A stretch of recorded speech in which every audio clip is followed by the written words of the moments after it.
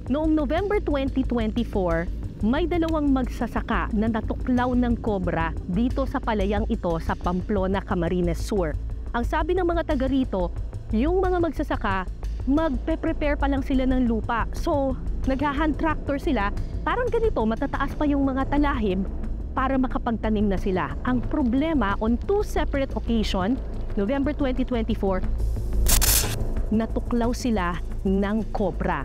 Kinuha nila yung serbisyo ng Pecunio Brothers para hanapin itong mga kobrang ito nang sa gayon makapagtrabaho na yung mga magsasaka. Nasaan yung lingga ng mga kobra? Kung titingnan ninyo mula dito sa kinatatayuan ko, medyo masukal na doon sa bahaging iyon. Ang hinala ng magkakapatid na Pecunio, diyan matatagpuan yung lungga ng kobra. Puntahan natin.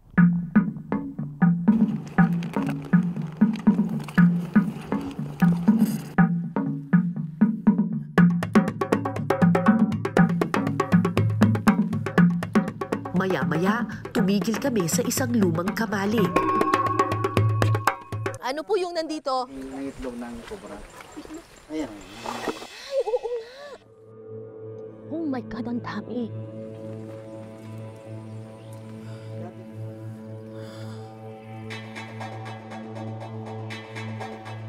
Ilang hakbang pa, nakarating kami sa isang sementong kanal o daluyan ng tubig. Medyo masukal na dito. Saan po yung lungga? Sa ilalim nito. Diyan ang lungga nila? Paano niyo po nalaman na dyan yung lungga? Ito po, ito na naman yung dinanan yan. Yan po yan, foreign butas yung tin. Para siya Islam sa dinanan ng platform. Nasa ilalim niyan yung mga ahas.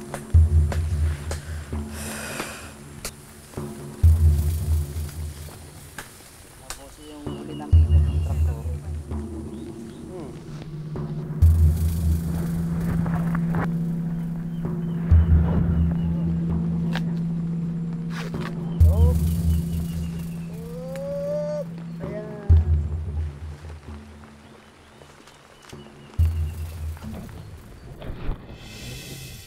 Ay, meron. Ay, wala. Ay, nakita ako, Diyos ko. Ang laki. Halos nasa tapat lang ng palaya ng kanal na ito. Hinala ng magkakapatid na Pecunio, posibleng ito ang kobra na nakatuklaw sa dalawang magsasaka kamakailan. Ay, ano? Lumos sa tubig. Ay, lumusong sa tubig yung ahas? Oo, lumos siya. Kaya na. Ayan na, kuha na. Doon yung eh. Chik. Laki. Ang laki. Hala, ay. Ano Dito ba sa pangan. ba, kuya? Diyos po. Ay, sus, Mariosa. Isusurrender nila ang ahas sa DNR. Babalak na to. Pero para ligtas ang lahat, tinanggalan ng pangilang nakuhang kobra.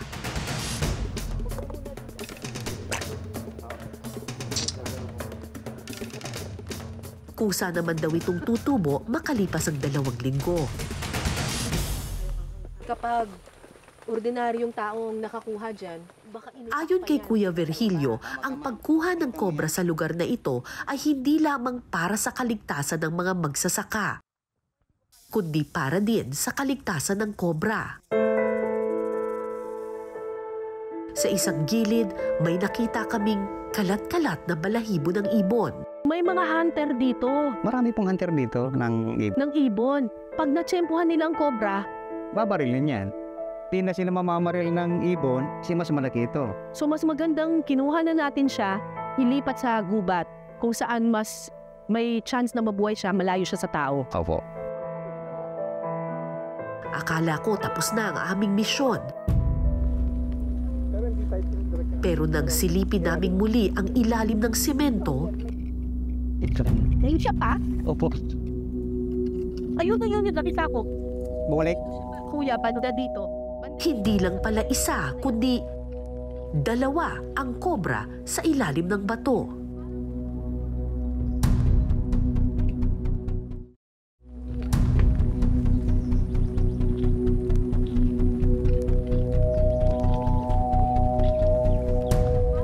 Hindi lang pala isa kundi 2 kobra ang nagkukubli sa ilalim ng bato. Yan ang nakatuklaw. Dahil dalawang magsasaka na ang natuklaw sa bahaging ito ng palayan, importanteng mailayo ang mga ahas at mailagay sa mas ligtas na lugar. Ay, lumabas na? Pero dahil nakasiksik sa sulok ang pangalawang ahas, medyo nahirapan ang Picunio Brothers sa pagkuha rito.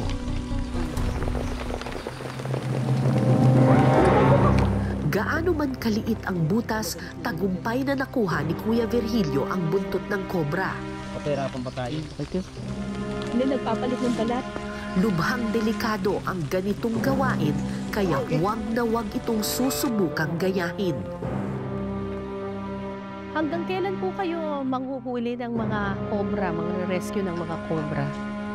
Siguro po hanggat kayang uli.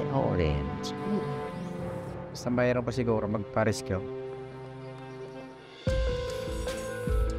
Matapos tanggalan ng pangil, idiniretso na namin sa DNR ang mga kobrang nakuha.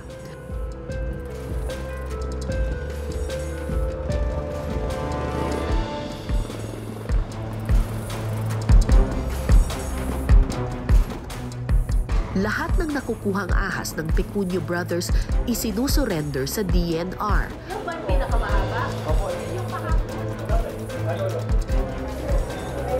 57? 54. Pakakawalan nila ang mga kobrang ito sa Bicol Natural Park.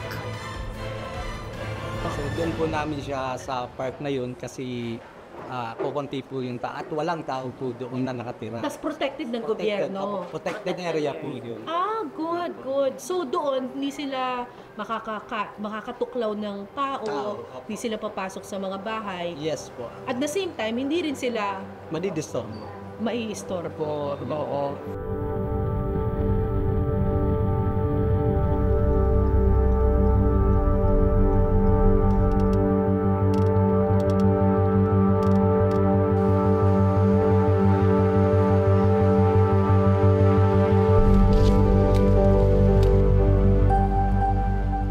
Gaano man sila kinatatakutan, mahalaga ang papel na ginagampanan ng mga ahas sa balanse ng kalikasan.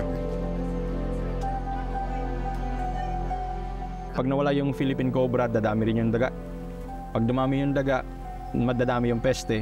Pag dumami yung peste, dadami rin yung iuunti yung supply ng pagkain.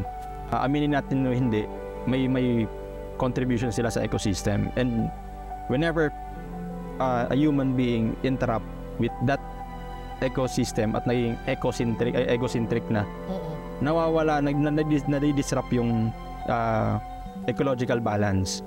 Hindi yan mararamdaman 10, 15 years from now, but yung impact niyan sa farmers and sa food supply napakarami. Yan. Magparami na kayo dito.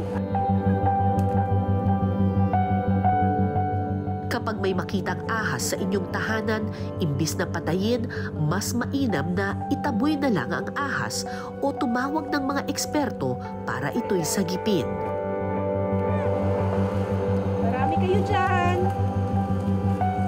Huwag kayo ng matiwasay. Humayo kayo at magpakarami. Dahil tulad ng bawat nilalang, may karapatan din sila sa ligtas na tahanan.